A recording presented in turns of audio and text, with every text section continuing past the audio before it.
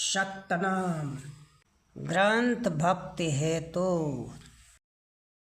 परमार्थ के कारण संत जो करहि पुकार, नाम सुनत बिसलागहि ताके वारन पर। इस साखी में सतगुरु कह रहे हैं कि जीव की कल्याण के लिए संत जो है संसार में आकर के पुकार करते हैं, प्रचार करते हैं, ज्ञान का प्रचार करते हैं संसार में। तो परमात्मा का नाम सुन करके जिसको विष जैसा लगता है, जहर के समान लगता है, उसका वार पार नहीं है। वार का मतलब कि मानव का शरीर भी नहीं प्राप्त करेगा और पार माने मुक्ति भी नहीं होगा। परमार्थ सुनो चितलाए, दिल अंदर के दुर्मति जाई। कह दरिया सुनु संत सुजाना, भक्ति है तो सुमिरो निज ज्ञान। कहते हैं कि परमार्थ क्या है उसको अपना चित्त लगा कर सुनो। परमार्थ को सुनने से, परमार्थ करने से दिल के अंदर की जो बुरा विचार है वह आत्मा से निकल जाता है, गंदा विचार साफ हो जाता है। दरिया साहब कहते हैं कि ऐ सज्जनों, संतों, अगर भक्ति करना चाहते हो, ईश्वर को प्राप्त करना चाहते हो, तो मेरे ज्ञान को ले करके, मेरे ज्ञान के अनुसार साहब का सुमिरन करो। जड़ता जगत जुक्ति से रहना, यापन सत्याप में गहना। अपने निर्मल हो किनारा, ज्यों जल पुरइन रहत नीनार। ये संसार जड़वत है, जड़ता ज्ञान है इसके अंदर। इसमें जुक्ति से रहना पड़ता है। यानी जो तुमको ज्ञान गुरु के द्वारा मिला है उसमें विघ्न लोग डालते हैं, इसलिए उसको अपने आप में उसको धारण करो। तुम स्वयं निर्मल हो जाओ, संसार के द्वंद्वों से अलग हो जाओ, किसी की आसक्ति मत रखो। जिस तरह से कमल का पत्ता जो है पानी से भीगता नहीं है, कमल में जल में रहता है पुरैन का पत्ता, लेकिन उस पानी से भीगता नहीं है, अछूता रहता है। उसी तरह से तुम संसार में रह करके किसी से बदी बुराई मत करो और अपने सत्य को ग्रहण करते रहो। पुरैन पानी तासु नहीं लागी, ऐसे जन्न जगत से बागी। कह दरिया गहु सत समारी, काम क्रोध तृष्णा सब जारी। जैसे कमल के पत्ते पर पानी असर नहीं करता है, भीगता नहीं है, इसी तरह से संसार के माया से कभी लिप्त मत हो। मायावी संसार से तुम अलग रहो, निर्लेप रहो और अपने सत्य को संभार कर ग्रहण करो। सारे विकारों को त्याग करके उसमें लगो। कामिनी कनक तेरो निनारा, निर्गुण नाह जीव करहि उबारा। जहाँ सत्य तहाँ चूर न खाई, खोजो सत्य किन्ह निरुमाई। तो कहते हैं कि संसार में आत्मा का प्रबल बाधा धन और औरत है। तो धन और औरत से निर्लेप रहो, अलग रहो, उसकी चाहना मत करो। तब निर्गुण का मालिक परमात्मा जो है तुम्हारा वो बार करेंगे। जहाँ साहब का नाम रहेगा, सत्य का जहाँ लोग धारण करते रहेंगे, वहाँ मन रूपी चोर उसको खाएगा नहीं, उससे दूर रहेगा। इसलिए जिन्होंने उस सत्य का खोज करो जो सारे जगत का निर्माण किया है। सतपुरुष निर्वाण ही चौथा लोक निवास, तीन लोक पीछे हुआ ज्ञान खिन्न परगाश। वह साहब जिनको सतपुरुष ब्रह्म कहा जाता है, माया के बाण से बीधते नहीं हैं, माया से अलग हैं, निर्लिप्त हैं, और उनका स्थान चौथा लोक में है, जिसको सतलोक, छपलोक, अभय लोक, निर्भय लोक इत्यादि नामों से जाना जाता है। ये तीन लोक की रचना उनके द्वारा पीछे से हुआ, और यहाँ आ करके मैं जन्म लेकर के ज्ञान का प्रकाश किया, प्रचार किया।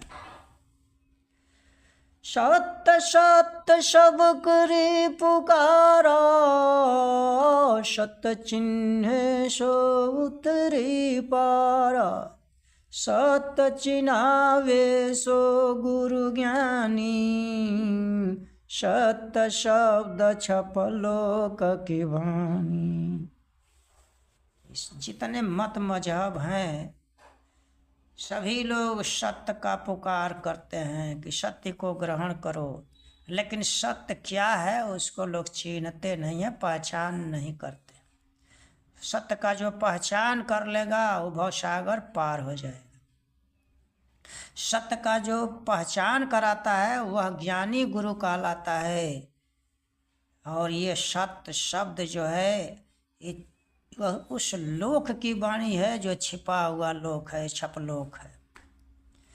बिनु सतगुरु नहीं सत पहचानी, बिनु पद परिचय कवन गति ठानी, मन मत ज्ञान कथे संसारा, रूपन रेखा न रंग करा।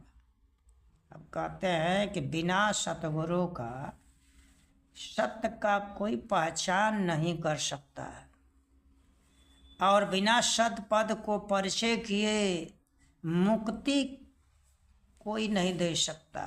सत्य से ही मुक्ति है। ये संसार के लोग मनमति ज्ञान का कथन करते हैं और ईश्वर को बिना रूप रेखा का कहते हैं कि उनका न कोई नमूना है, न कोई आकृति है, न किसी रंग का है, वो निराकार है। जाके पिंड न जाके नैना, पिंड प्राण नहीं मुख बैना, जाके रूप न जाके रेखो, अधरी आँखि कभी नहीं देखा। अब सतगुरु कहते हैं कि ये भाई जेकर न पिंड है, न आँख है, न नाक है, न कोई इंद्री है, न पिंड है, न प्राण है, मुख है, कुछ भी नहीं है, तो जब उसका रूप ही रेखा नहीं है तो ऐसा कहना उसी तरह से है जैसे आँख का अंधा जो है उसको कुछ दिखाई नहीं देता है। अंधों की बात है।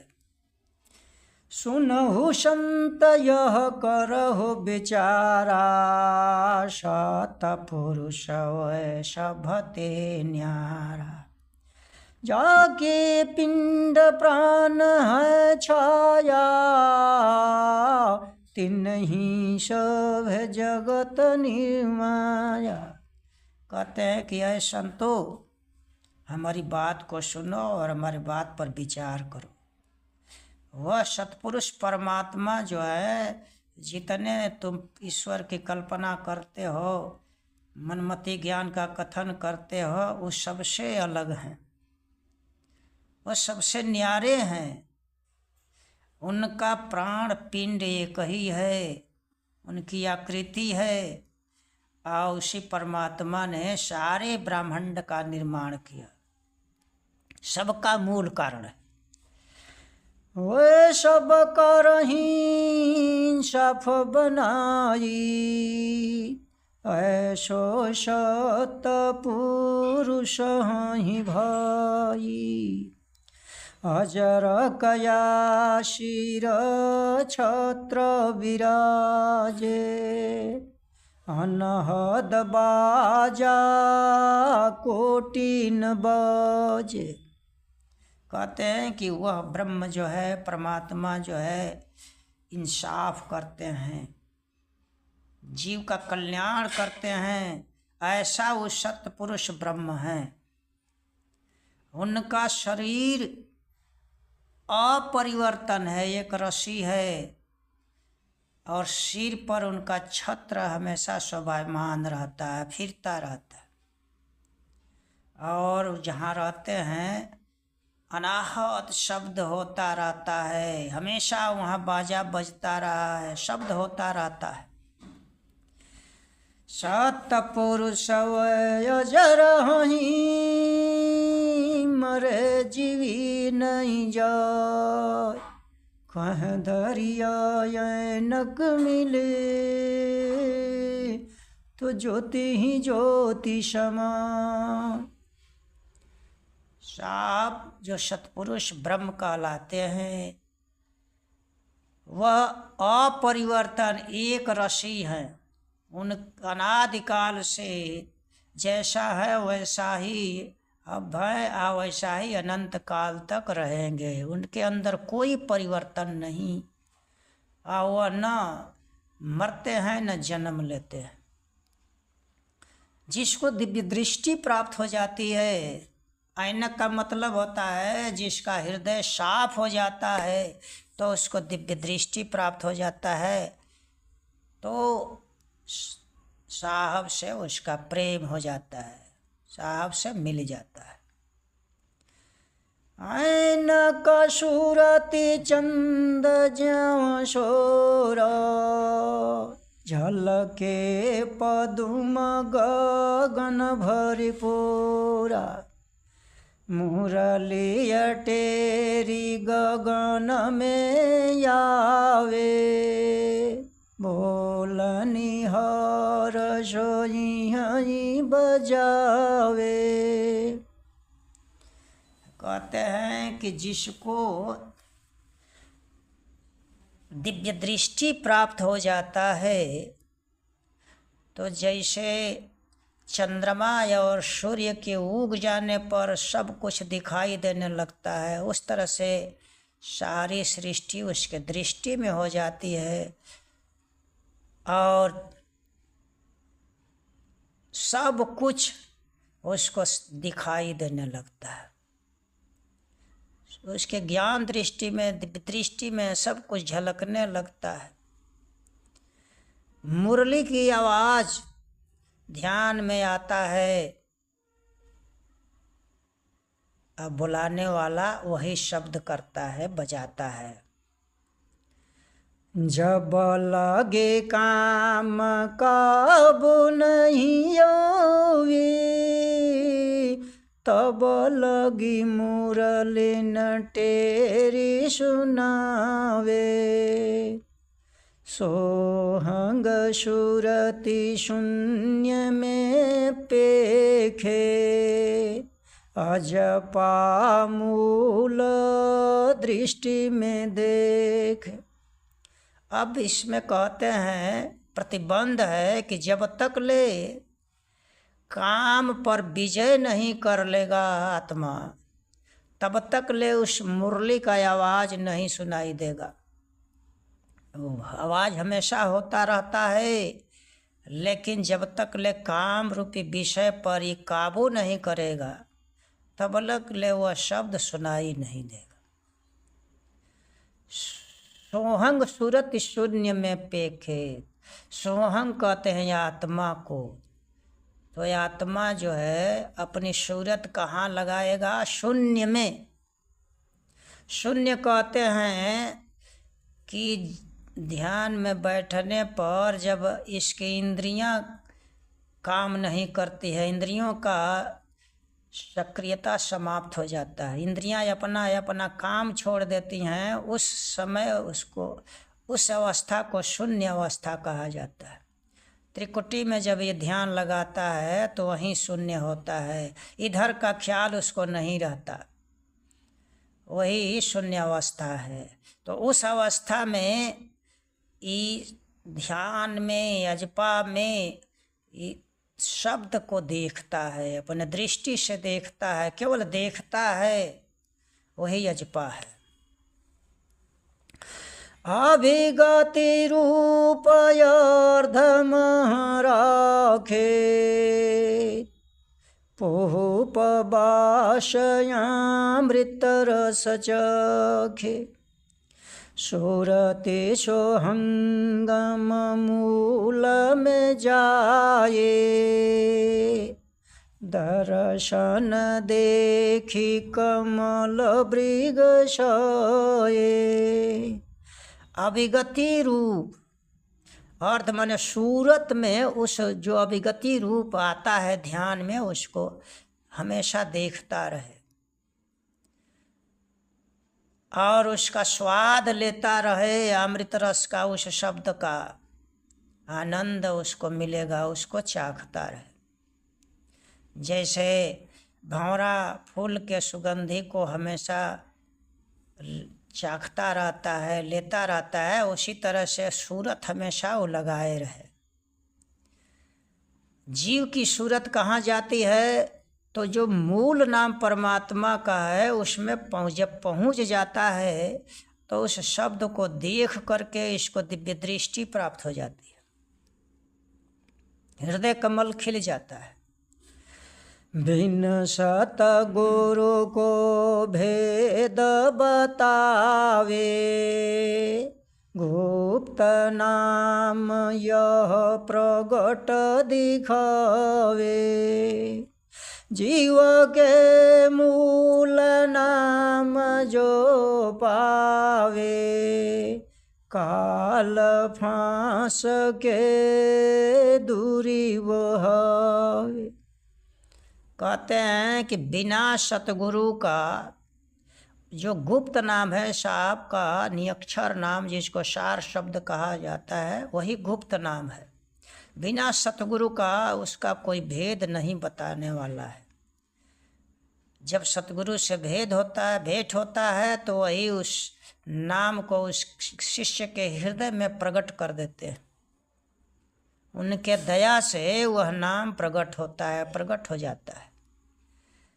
अब कहते हैं कि जीव का मूल क्या है? तो जो नाम को प्राप्त कर लेता है वही पूंजी है जीव की। हाँ, जीव का मूल नाम जो पावे। जीव की पूंजी क्या है? नाम। नाम को जो प्राप्त कर लेता है तो अब मन रूपी काल का फंदा उससे दूर हो जाता है, मन उससे भय खाता है। काल फांस जब ही ले आवे, ज्ञान खरग ले ताही देखावे। जब मन रूपी काल यमराज और उसके पास विषय का फंदा ले जाता है तो मूल शब्द से जो है उसको भगा देता है। मूल शब्द को देख करके मन रूपी चोर जो है भाग जाता है।